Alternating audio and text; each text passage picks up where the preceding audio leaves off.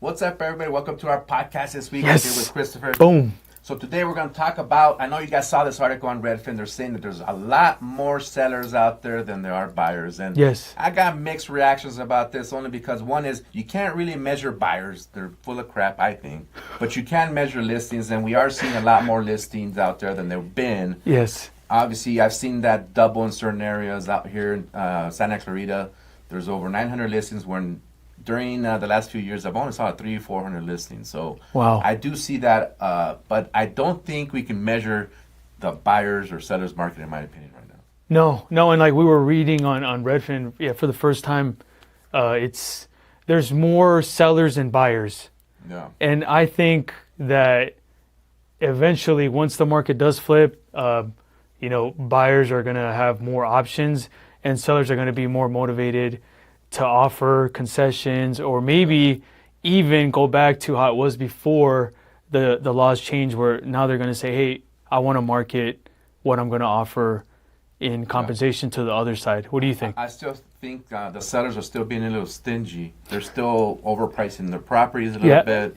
They're still not budging. So I think for it to be a buyer's market is where you can start seeing the sellers, like you said, being more open to offer the buyers more incentives. Yeah. So I still think that we're still in that middle where there's still a little bit of a fight. The buyers are still not 100% confident. So I don't see a lot of that out there yet. But maybe it's coming. But I still think if you're a buyer, take advantage. Yeah.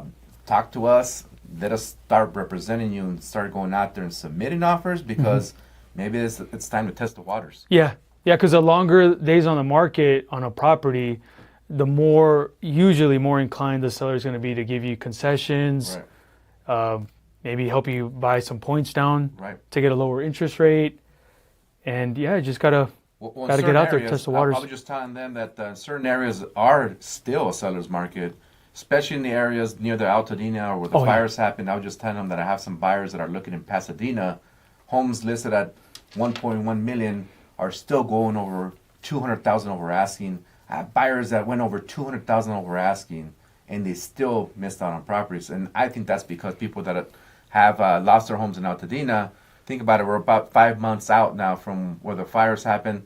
I believe they're starting to get their settlement checks, and when you got that money on hand, now you can feel confident in shopping for another home. You have more power. So if you were a buyer after the fires, you probably should have bought beforehand, because all these people that lost their fires have monies now to go shop around, and they're going to want to stay in the surrounding areas. So now you're going to have to compete against thousands of people that lost their homes in that particular area. So and that's what happens when you try to time the market. Yeah, because you timed it, now you're probably going to be competing more than you had to maybe even 2 months ago.